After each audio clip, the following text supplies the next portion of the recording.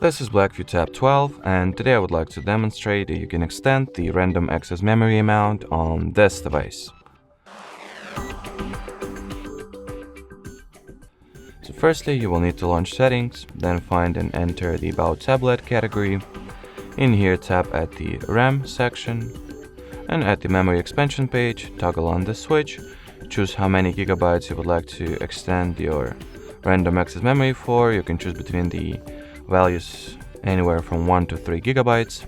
And then in order for those changes to be applied or to take effect, you will need to reboot your tablet. So let me do exactly that.